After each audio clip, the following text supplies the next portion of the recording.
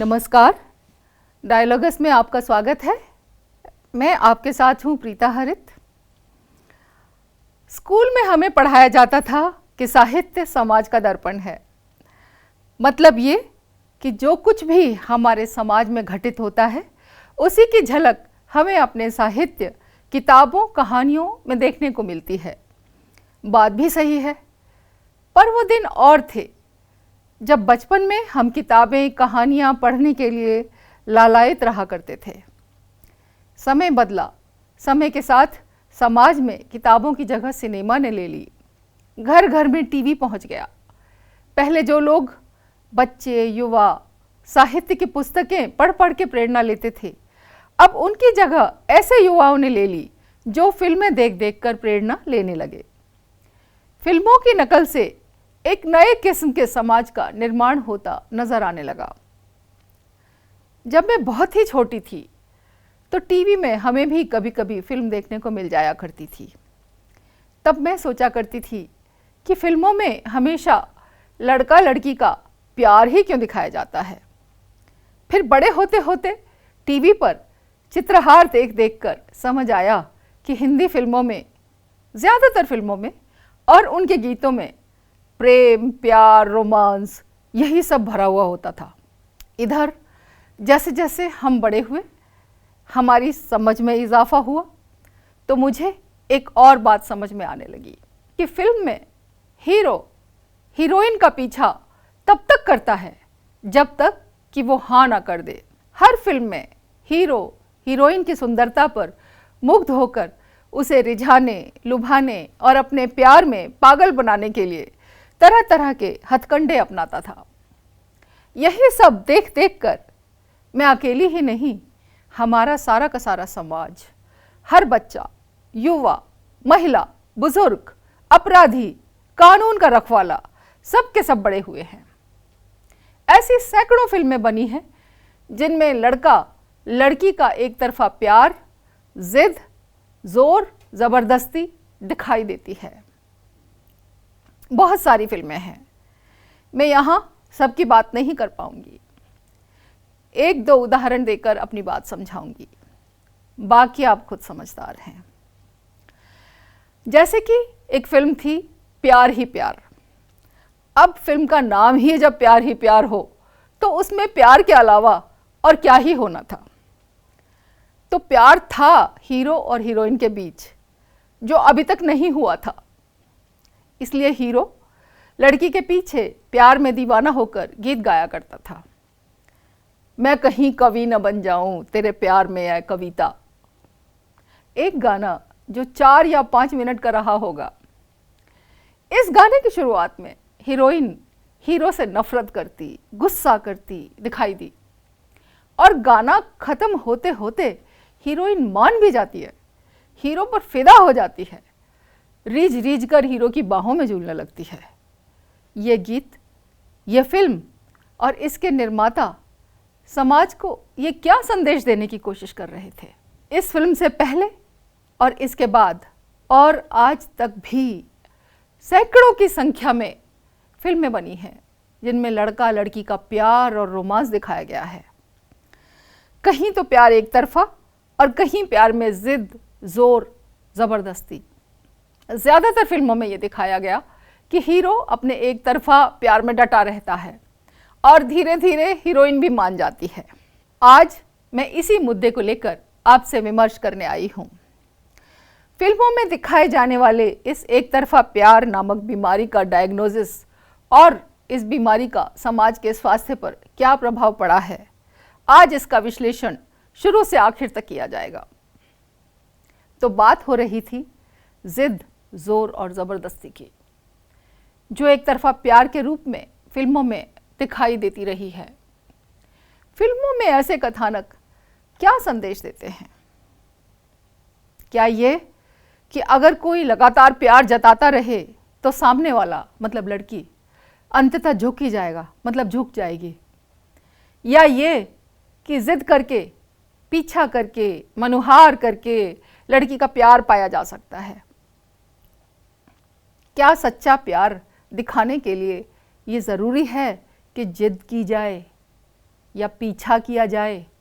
क्या ऐसी फिल्में हमारे युवाओं को ये नहीं सिखाती कि प्यार का मतलब है पीछा करते रहना, चाहे सामने वाला चाहे या न चाहे? और ये भी कि लड़की मतलब हीरोइन के ना को गंभीरता से नहीं लेना चाहिए, क्योंकि जब फिल्मों में लड़की ना करके भी लड़के से प्यार कर ही बैठती है, तो वास्तविक जीवन में ऐसा क्यों नहीं हो सकता? फिल्मों में एक तरफा प्यार को हमेशा रोमांटिक रंग देकर दिखाया जाता रहा है, लेकिन समाज में इसका बिल्कुल भी सकारात्मक असर नहीं होता। समाज में यह गलतफहमी पैदा होती है कि ना का मतलब असल में हाँ है।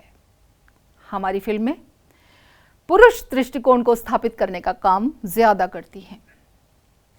ज्यादातर फिल्मों में हीरो की भावनाएं केंद्र में रहती हैं और हीरोइन की इच्छाओं, झिझक या मना करने के अधिकार को उतना महत्व नहीं दिया जाता।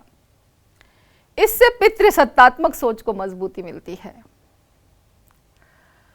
चलिए, आपकी सुविधा के लिए एक रेडी रेफरेंस के तौर पर मैं कुछ फिल्मों का नाम यहाँ ले ही लेती हूँ।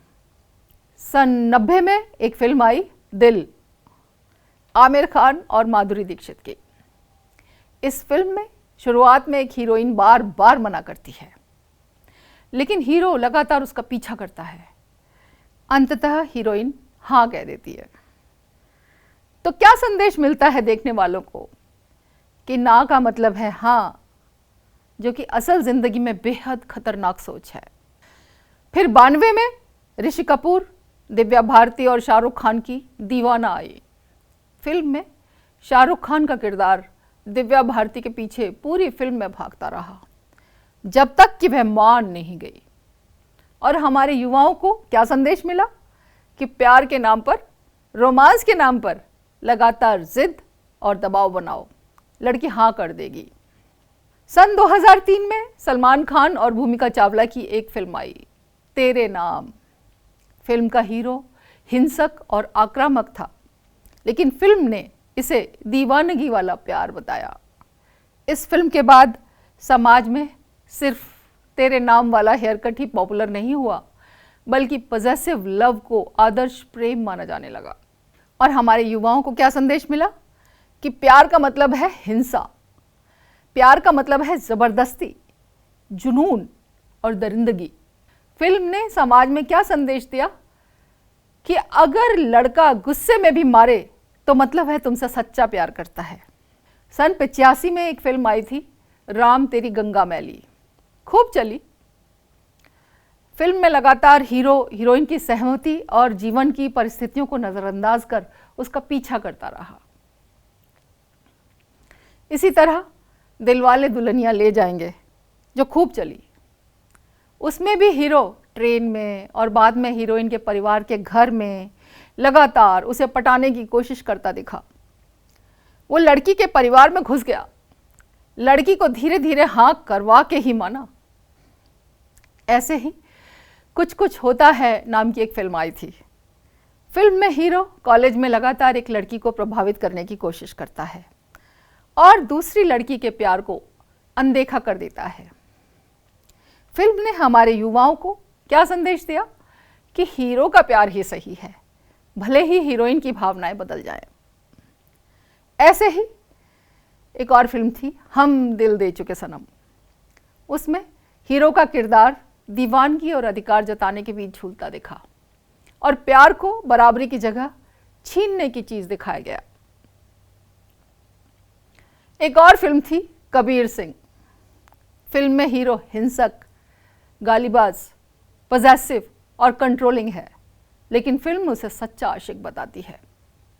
और नतीजतन बहुत से युवाओं ने बाल दाढ़ी बढ़ा लिए और प्यार में हिंसा भरे व्यवहार को रोमांटिक और मर्दाना मान लिया। तो एक तरफ तो हमारी फिल्में मजनू टाइप हीरो को आदर्श बताती रहीं और प्यार भरे गानों के माध्यम से जबरदस्ती मनाना और लड़की का पिघल जाना चलता रहा।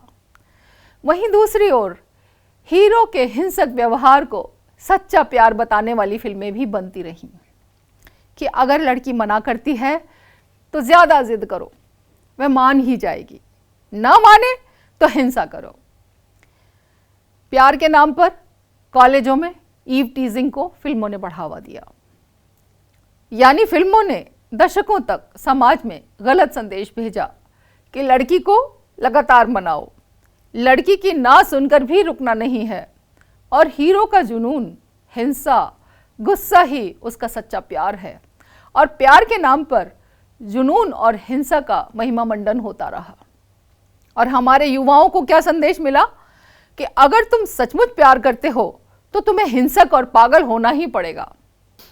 जब ना का मतलब हाँ जैसी सोच बढ़ती है तो लड़कियों की सुरक्षा और एजेंसी, यानी अपना निर्णय स्वयं लेने का हक, उस एजेंसी पर चोट पड़ती है। समाज में ईव टीजिंग, स्टॉकिंग, यहाँ तक कि एसिड अटैक्स तक बढ़ जाते हैं। और इन सब के पीछे अक्सर यही मानसिकता होती है, उसने मना किया है पर मैं जिद करूंगा और अंत में वह मेरी हो जाएगी। एनसीआरबी की रिपोर्ट के अनुसार भारत में हर साल 200-250 एसिड अटैक केस दर्ज होते हैं, जिनमें ज़्यादातर का कारण रिजेक्टेड लव होता है। कई अपराधियों ने कोर्ट में बयान दिया कि वो मेरी नहीं हुई तो मैंने सबक सिखा दिया। और ये अपराधी मानसिकता फिल्मों से पुष्ट हुई है। तेरे नाम और कबीर सिंह जैसी फिल्मों ने यह संदेश दिया कि अगर लड़की को प्यार न हो तो लड़के का गुस्सा, हिंसा और पॉसेसिवनेस भी रोमांटिक है। असल जीवन में बहुत से केस ऐसे हैं जहां लड़का ब्रेकअप या रिजेक्शन के बाद लड़की पर हमला करता है, उसे मार देता है या खुदकुशी कर लेता है। मीडिया में कई बार दिखाया जाता है कि लड़का फिल्मी स्टाइल में लड़की को प्रपोज करता रहा, लड़की ने मना कर दिया तो उसने हमला कर दिया। क्राइम होता है और समाज कहता है लड़का तो प्यार करता था, पागलपन में कर बैठा। एक फिल्म आई थी डर, सच में उसे देखकर मुझे डर लगा। उस समय मैं बहुत छोटी थी, इसलिए डर ज़्यादा लगा। और आप देखिए कि समाज में उस फिल्म से प्रेरित स्टॉकिंग और अपहरण के कई केस देखने को मिले। 2016 में स्नैपडील कर्मचारी दीप्ति सरना का अपहरण एक ऐसे व्यक्ति ने किया जिसने 1 साल तक उसका पीछा किया।